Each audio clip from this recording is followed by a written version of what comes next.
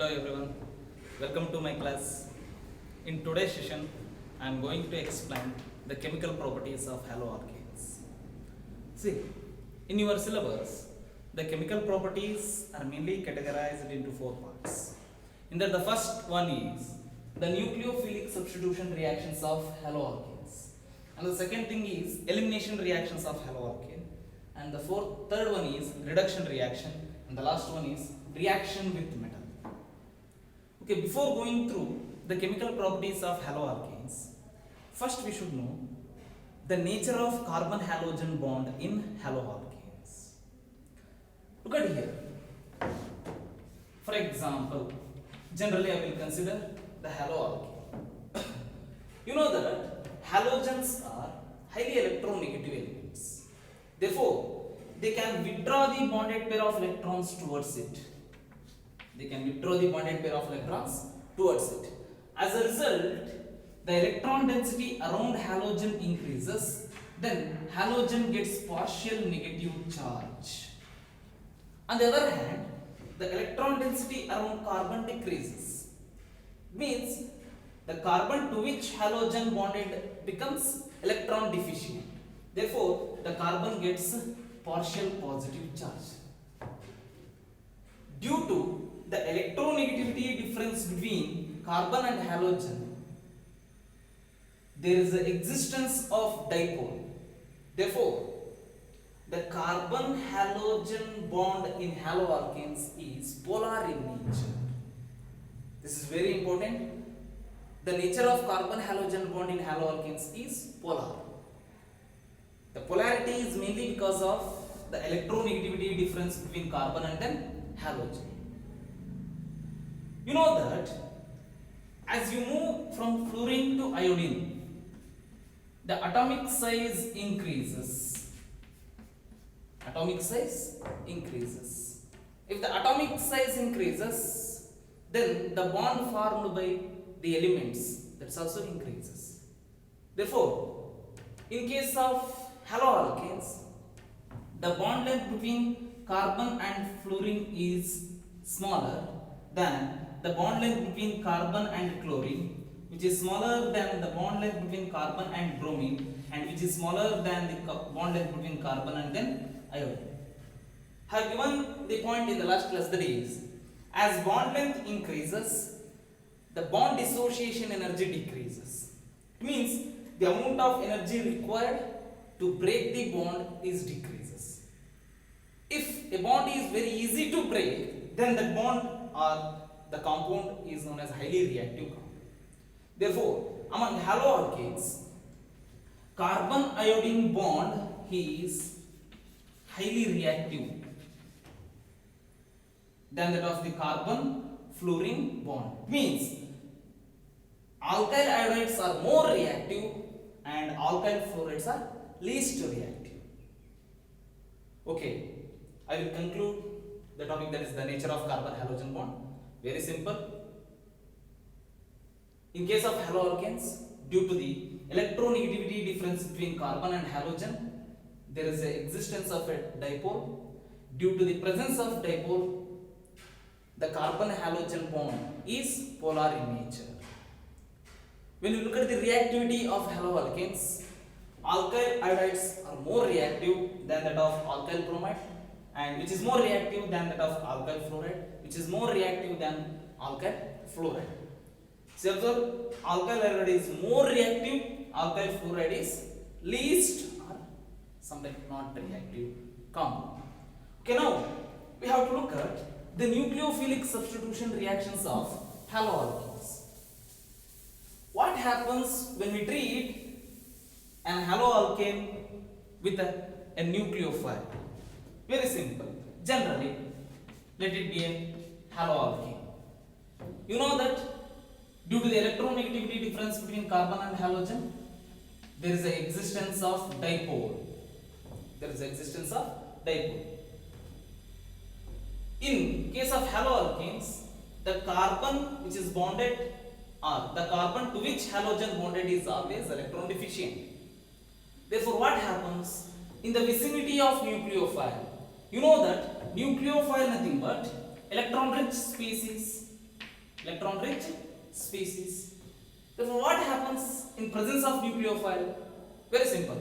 When we treat an alkyl halide with nucleophile, you know that always nucleophile carries a non-bonded pair and it acts as an electron rich species. Always electron rich species try to attack on electron deficient species. Therefore, here in the vicinity of nucleophile, the nucleophile attacks on electron deficient carbon of haloalkane or alkyl halide. On the other hand, the halogen departs from the haloalkane along with the bond pair of electron. Along with the bond pair of electron. Therefore, in the resultant side, you get new carbon nucleophile bond. New carbon nucleophile bond. And the resultant product is nucleophile substituted product. Nucleophile substituted product. And the remaining thing is halogen with a pair of electron. See observe here. This is the thing that is going in case of nucleophilic substitution reactions. Very simple. You have to remember the thing that is always nucleophile try to attack on electron deficient carbon. You know that in case of haloalkanes, the carbon to which halogen is bonded is always electron deficient. Therefore, in case of nucleophilic substitution reactions, always nucleophile try to attack on the electron deficient carbon, that is the carbon to which halogen bonded. Okay, now we have to look at some examples for nucleophilic substitution reactions of haloalkanes. Then the first reaction is reaction of haloalkane with aqueous potassium hydroxide. Aqueous potassium hydroxide. It is also known as aqueous potash. Potassium hydroxide is also known as aqueous potash. What does it mean? What is meant by aqueous potash? Very simple. The potassium hydroxide solution is prepared by using water. Such type of potash is known as aqueous potash. Very simple. Generally, I will consider an alkyl halide. Say over here R, then X. Let it be an alkyl halide or haloalkane, which on treatment with aqueous potash. Aqueous potash. What happens? Very simple. When we treat aqueous potash with alkyl halide, there is a formation of corresponding alcohol. There is a formation of corresponding alcohol. Okay. Before going through the nucleophilic substitution reactions, first we should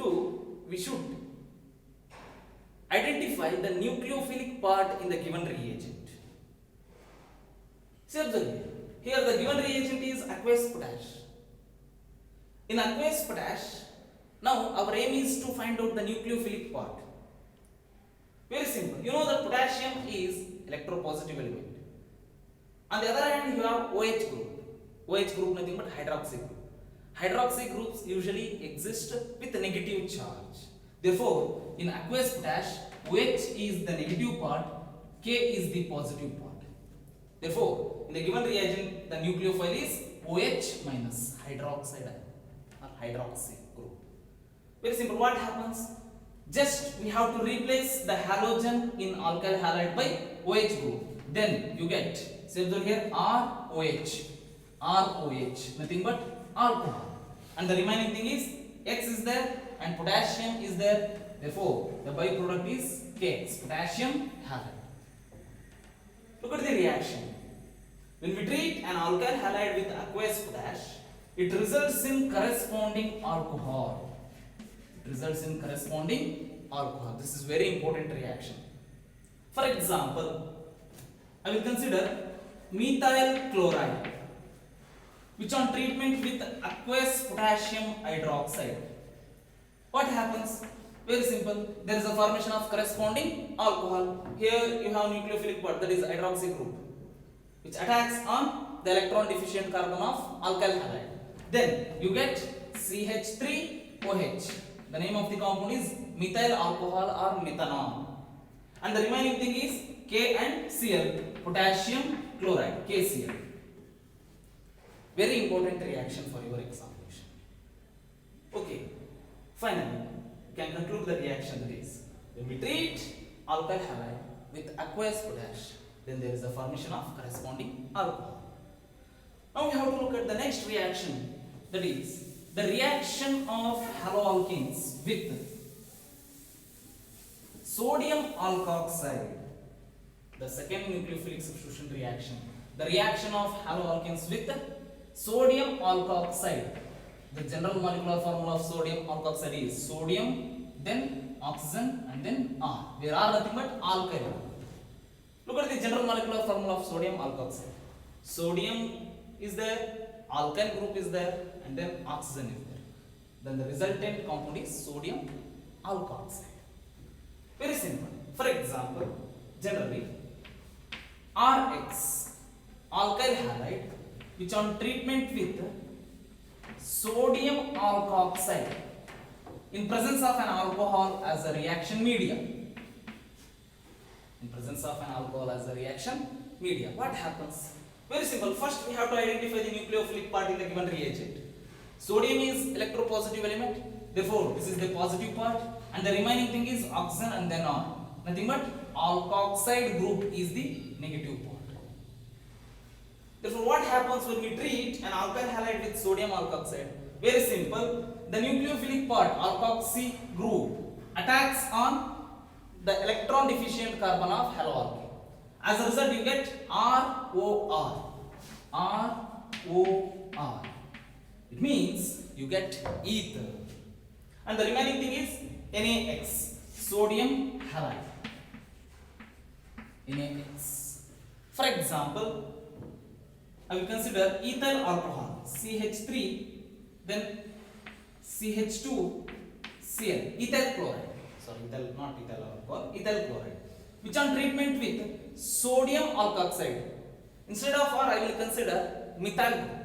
So here NaOCH3, sodium methoxide. If you have ethyl group here, then the compound is sodium ethoxide. Same in presence of alcohol as a reaction media. What happens? Very simple. The nucleophilic part in sodium alkoxide, sodium methoxide, attacks on electron deficient carbon of haloalkane. Here this carbon is electron deficient. Therefore, there is a formation of corresponding ether, CH3, CH2O, then CH3. And the remaining thing is NaCl. Clear? So observe here, this is very important reaction. When we treat an haloalkane with sodium alkoxide in presence of alcohol as a reaction media, it results in corresponding ethers. So observe here, this is very familiar reaction, and the reaction is known as Williamson's ether synthesis. This reaction is known as Williamson ether synthesis reaction. Williamson ether synthesis reaction. See here, this reaction is applicable in order to prepare both symmetrical as well as unsymmetrical ethers. What does it mean? What is meant by symmetrical and then unsymmetrical ethers? Look at the general molecular formula of ether. ROR. The organic compound having COC linkage is known as ether. COC linkage is known as ether. Suppose in the given ether, if both alkyl groups are same, then it is symmetrical ether. If both alkyl groups are different, then it is unsymmetrical ether. Look at the example. In the formed ether, you have ethyl group and then methyl group. Both alkyl groups are different. Therefore, it is an example for unsymmetrical ether. Now we have to look at the symmetrical ether. Very simple. Here I will consider methyl chloride, which on treatment with sodium methoxide in presence of alcohol as a reaction media, it results in formation of CH3OCH3, CH3OCH3, and the remaining thing is NaCl. Look at this example. In the formed ether, you have two methyl groups. Means both alkyl groups are same. Therefore, it is an example for symmetrical ether. This is why the reaction is very important. Williamson's ether synthesis is very important reaction for your examination. You may have the question for 2 marks. So observe here, Williamson's ether synthesis is applicable in order to prepare both symmetrical as well as unsymmetrical ethers. Okay, now we have to look at the next nucleophilic substitution reaction. That is the reaction of haloalkane with alcoholic potassium cyanide. With alcoholic potassium cyanide. Very simple. Generally, alkyl halide RX, which on treatment with potassium cyanide in presence of alcohol as a reaction media. Alcoholic potassium cyanide nothing but the potassium cyanide solution is prepared by using alcohol as a solvent. Clear? Very simple. First, we have to identify the nucleophilic part in the given reagent, that is in potassium cyanide. You know that potassium is electropositive element, therefore it is a positive part. And the remaining thing is CN. Here, the CN is the nucleophile. In CN, carbon acts as a reactive site. Here, because the carbon carries the negative charge. Very simple, what happens? The nucleophilic part attacks on the electron deficient carbon of haloalkane. As a result, you get RCN. The product is RCN. Where R nothing but alkyl group, CN nothing but cyanide. The resultant product is alkyl cyanide. And the remaining thing is KX, potassium halide. For example, here I will consider methyl bromide, which on treatment with alcoholic potassium cyanide in presence of alcohol as a reaction media. Very simple, the nucleophilic part CN attacks on methyl group, then you get CH3CN, methyl cyanide. The product is methyl cyanide. And the remaining thing is potassium bromide. Clear? Very simple reaction. In the same way, you have one more reaction, that is the reaction of haloalkane with alcoholic silver cyanide. The next reaction is reaction of haloalkane with alcoholic silver cyanide, AgCl. Look at the reaction. Generally, RX, haloalkane, which on treatment with silver cyanide in presence of alcohol as a reaction media. What happens? Very simple reaction. This is very important reaction. When we treat alkyl halide with alcoholic silver cyanide, you get corresponding isocyanides. Corresponding alkyl isocyanides. And the remaining thing is AgX, silver halide. Look at these two reactions. When we treat an haloalkane with alcoholic potassium cyanide, you get alkyl cyanide. But the same alkyl halide, when it is treated with alcoholic silver cyanide, it results in formation of alkyl isocyanide. What is the reason? Very simple. Why it is known as alkyl isocyanide? Look at these two compounds. These two compounds having same molecular formula. But the difference is the bond which is formed with the carbon of alkyl group. Here, the bond formed by the carbon of cyanide group with carbon of alkyl group. But here, the bond is formed by the nitrogen of cyanide group with the carbon of alkyl group. Why? Very simple. In case of potassium cyanide and then silver cyanide, potassium is electropositive element and here the carbon is non-metal, electronegative element. Therefore, the bond nature between these two groups is ionic in nature. Means the potassium cyanide is ionic in nature. On the other hand, in case of silver cyanide, the bond is covalent in nature. The bond is covalent in nature.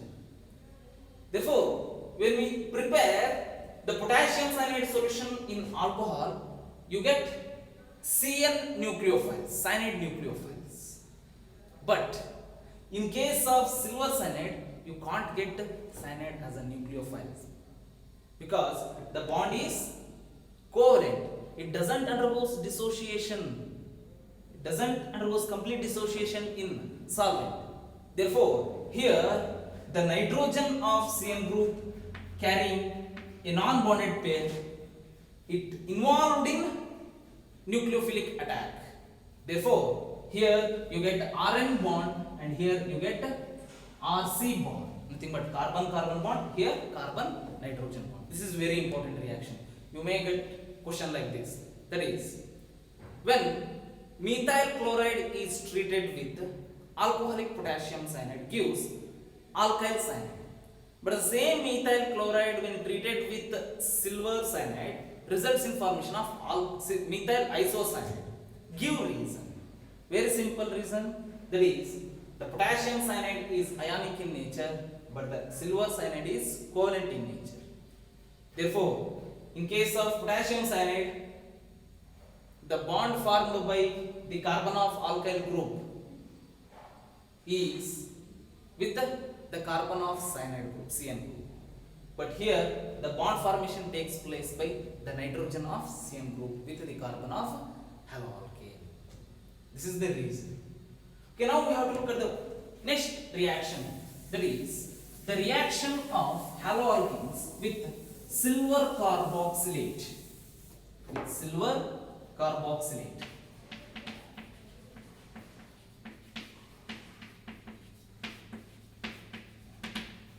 Silver carboxylate. Very simple reaction. Generally, an alkyl halide, on treatment with silver carboxylate, the formula is AgO, then C double bond O, then R. Look at the compound. This group is carboxylate group, and here you have silver. Therefore, the resultant compound is silver carboxylate. When we treat the alkyl halide with silver carboxylate in presence of an alcohol as a reaction medium, what happens? Very simple. Here, the nucleophilic part is RCOO, nothing but carboxylate ion, RCOO minus, and the electrophilic part is Ag plus. Therefore, the nucleophilic part is carboxylate. It involved in substitution. Then you get ROCOR. The product is ROC